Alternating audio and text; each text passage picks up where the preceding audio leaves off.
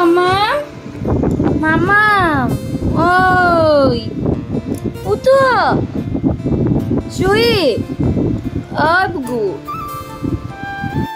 সকাল থেকে অনেক কিছু হয়েছে, কিচ্ছু ব্লগ করিনি কারণ মেমোরিটা আমার ফুল ছিল। 128 GB র্যাম নিয়ে যে আমি কত বড় ভুল করেছি এখন হাড়ে হাড়ে টের পাচ্ছি। মেমোরি যত খালি করছি এখন কিছুই হচ্ছে না। 128 GB 20তেই ভরে যাচ্ছে। তখন না এই জিনিসটা তো মাথায় ছিল না। 30,000 টাকা ফোন কিনেছি, তাও 128 GB ছিল, মানে নিউ লঞ্চ করেছিল তখন নেওয়া। যাই হোক, বাদ দাও সব কথা। আজকে উনজান হাওড়া থেকে ইলিশ মাছ আনিয়েছে, সেটাই খেলাম। সকালে আমাদের আজকে ঘুরতে যাওয়ার কথা, যেহেতু সবাই জানো এই ব্লগটা ঘুরতে যাওয়ার ব্লগ হবে। তো গাড়ি বলা হয়ে গেছে, বাবা মা আমি উজান আর টুকু যাবে। আর দাদার কোনো ঠিক নেই এখনও, দাদা ঘুমিয়েই আছে। আমাদের সবার হালকা করে স্নান হয়ে গেছে। আর ডাল আলু সিদ্ধ আর মাছ ভাজা দিয়ে ভাত খেয়ে নিয়েছি, খাওয়া হয়ে গেছে। মা খাবে শুধু, তারপরে আমরা রেডি হবো, বেরোবো। আর দুটো ড্রেস ক্যারি করবো আমি, যেহেতু আমাদের খুব একটা ঘুরতে যাওয়া হয় না। একদিনে দুটো, মানে একটা ড্রেসই অনেক থেকে দুটো ড্রেস হওয়া বেশি অপশনাল। তো একটা ড্রেস আমরা পরে যাবো, আর ওখানে গিয়ে আমরা স্নান করবো পানিঘাটাতে। আচ্ছা, ভীষণ গরম, দারুণ মজা হবে। ওখানে গিয়ে স্নান করার পরে আবার অন্য একটা ড্রেস আপ করবো।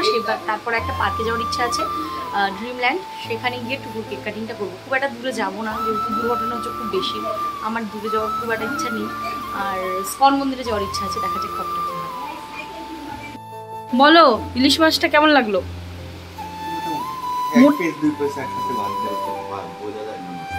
মানে অনেকগুলো মাছ একসাথে ভাজলে তেলটা অনেক সুন্দর হতো, তেলটা আর একটু ভালো সেন্ট হতো, তাই তো? আচ্ছা চলো, অনেকগুলো মাছের পিস আছে, আবার ভাজা হবে, তখন তুমি ভালো করে মাছের সেন্টটা নিয়ে একটু তাকাও দেখি তোমার কি লাগাইছো, এত পরিষ্কার দেখাচ্ছে তোমাকে। ডোন্ট, এই যে এই যে এই যে এই যে ওকে উঠাও, ওঠাও ওকে। ওর বার্থডে এই যে পরে পরে ঘুমাচ্ছে। ওর বাবা বলে তুই বাড়ি থেকে আমরা কেকটা কাটে আসি, ঘুরে আসি। হাই দুটুকু, দেখো কি অবস্থা। হ্যাঁ, হ্যাপি বার্থডে মামি। মামি স্বামী বিবেকানন্দ সাজছে। বাবা নিয়ে যাবে কলা। সারা দিন খেটেই সেটা বানিয়েছে, জগন্নাথের রথ। আজকে সবাই যাবে, আমরা তো আজকে থাকছি না। আর বাবাকে বললাম এখানে আমাদের বাড়িতে একটা মূর্তি আছে, ওটা রেখে দিতে, খুব সুন্দর লাগবে দেখতে। খুব বড় হয়েছে, বিশাল বড়।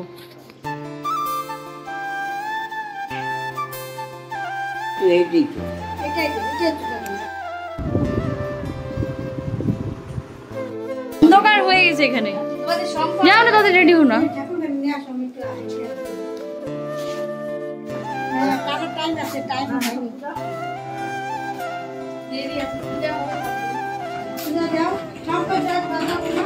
ওই দেখো কি আমি রেডি। গাড়ি আসবে, চাবি বড় আমার কাছে দিয়ে দে। বাইকের চাবি ঠিক আছে, তালা টালা মারে যাইতে বলো, তালা টালা মারে যেখানে যাবে। তালা মারি যাস কিন্তু ওই ঘরটায়।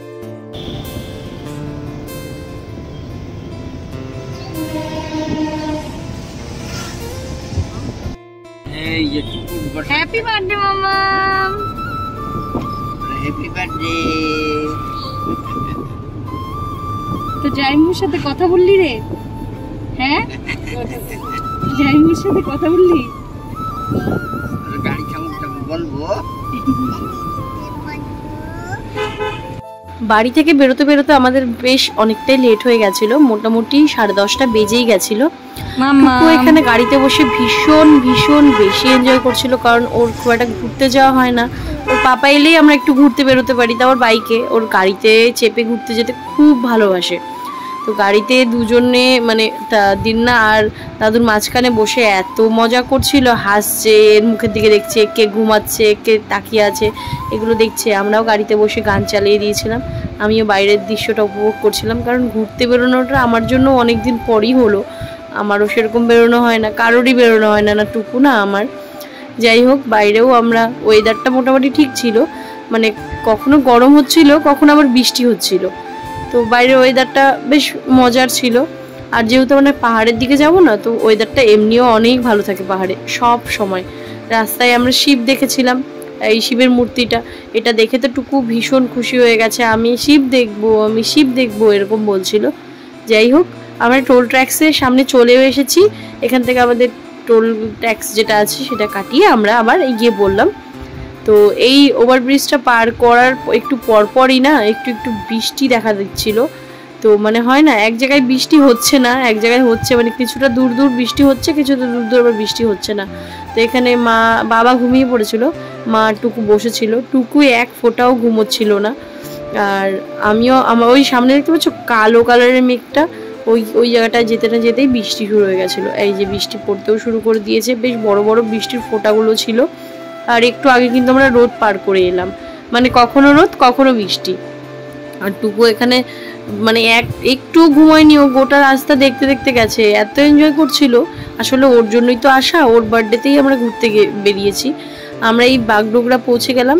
আমার খুব ইচ্ছে ছিল একটু স্নান টান করে মানে সকালের দিকটা, তারপরে আমরা একটু ঘুরতে যাব, পার্কের দিকে যাব, মানে ওই ফুলবাড়ি পার্কটা। বাট উজান বলছে শিবখোলা চলো। আমি বলছি ঠিক আছে, আমি পানিঘাটা বা কোথাও একটা লোয়ার পোর্শন একটা কোথাও স্নান করে নিলেই হয়ে যেত আমার। বাট বলো চলো শিবখোলা। এবার শিবখোলা আমরা যে গুগল ম্যাপ আমাদের এমন ঝোলাবে আমরা একটুও ভাবিনি। তো কি হয়েছে ফিউচারে তোমরাই দেখবে। আর যাওয়ার সময় সুন্দর একটা মন্দির পড়েছিল, এই মন্দিরটা আমরা দেখছিলাম। মামাম খাও খাও খাও মামাম, পাপা আসছে, পাপা আসুক, পাপা আসুক। একটা ভালো চার্জ দিয়ে নিয়ে আসি এই জন্য।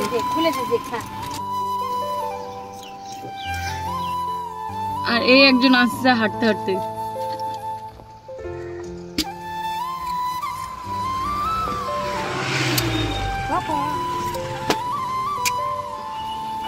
নাও দেখো টুকু, তারপরে গরম, তারপরে এক গাদা খাবার কিনে দিতে। হায় ভগবান, কি টাইনে আনা যায়। এখানে একটা স্কুল দেখছি, ভাবছি এখানে টুকুকে ভর্তি করাই, তাহলে আমি এসে ঘুরতে পারবো। একটু ফটো তুলতাম, সুন্দর জায়গা। উত্তম, আমাদের 4 জনের একটা ফটো তুলে দাও না, 4 জনের। আমাদের এখানে খুব ভালো লাগলো এই প্লেসটা, ভীষণ হাওয়া হচ্ছে আর পুরো গ্রিন, এই জন্য এখানে অনেকক্ষণ ওরা ফটো তুলে। এবার বেরোই,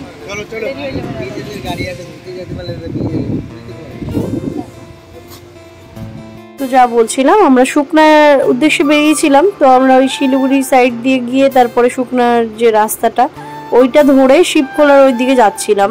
গুগল ম্যাপ আমাদের যেরকম দেখাচ্ছিল আমরা সেইভাবেই যাচ্ছিলাম। যেহেতু ড্রাইভার যে ছিল সেটা আমার জামাই টাইপের হবে, জামাই হবে আর কি।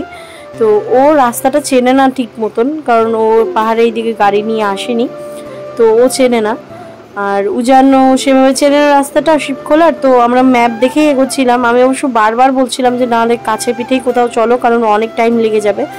তো আমরা তারপর বললাম যে ঠিক আছে, না নতুন জায়গায় যাচ্ছে যখন ঠিক আছে, যদি কারেক্ট হয় তাহলে যাওয়াই যায়।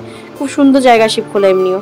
তো গাড়িতে বসে আমাদের রিল্যাক্সে ছিলাম, তখনও আমরা ভাবিনি যে ইন ফিউচার আমাদের সাথে কি হতে চলেছে।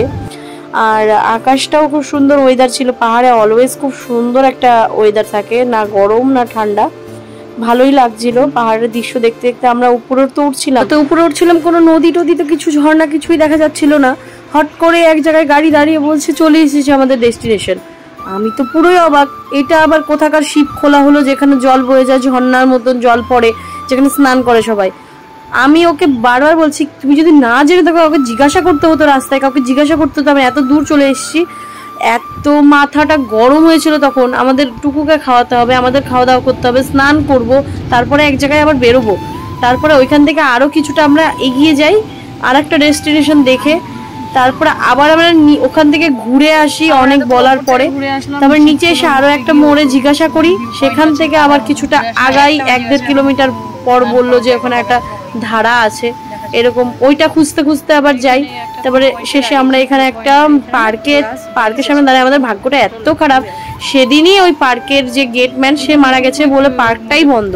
এই পার্কটাও আমি গুগলে দেখেছিলাম, খুব সুন্দর পার্কটা, সাজানো গোছানো।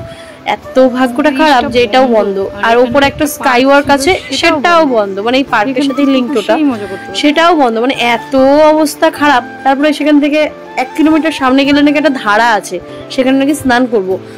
তো ওটা শুনে যখন আমরা এগিয়ে গেলাম, অনেকটা যাওয়ার পরে দেখছি ওই হয় না, ওই যে পাহাড়ের থেকে হালকা হালকা জল পড়ে, ছোট ছোট পাথর থাকে, ওর উপর দিয়ে হালকা একটু একটু জল পড়ে, ওইখানে কে জামা কাপড় ধুচ্ছে, একটা ন্যাংটা বাচ্চা স্নান করাচ্ছে, ওইখানে বলছে স্নান করবো এখানে।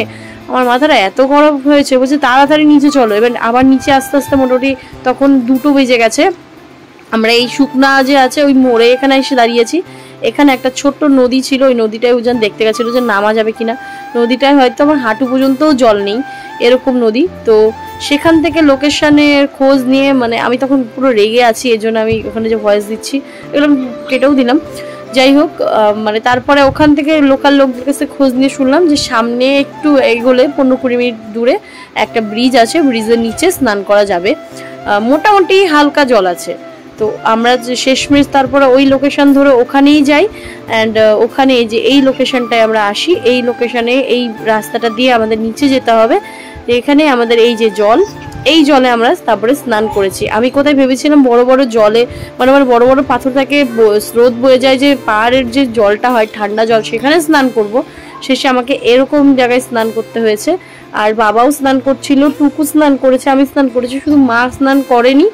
মা ওরা একটা বাবা আবার ওইদিকে গেছিল জামা কাপড় চিপতে আর কি, সেখানে একটা সাপও দেখেছে, বড় একটা দাঁড়ার সাপও দেখেছে। শেষে এখানে আমাকে স্নান করতে হয়েছে। তবে যাই হোক, ওভারঅল নতুন একটা এক্সপিরিয়েন্স হলো। বাবা যেখানে আছে ওইখানে আবার এতখানি জল ছিল, আর আমি যেখানে বসেছিলাম সেখানে হাঁটু পর্যন্ত জল ছিল। তো ওভারঅল একটা আলাদা রকম এক্সপিরিয়েন্স। তবে এই জায়গাটা স্নান করাটা আমার খুব হরেবল লেগেছে। যাই হোক, তো চলো নেক্সট পার্টে দেখাচ্ছি আমাদের সাথে আর কি কি হলো।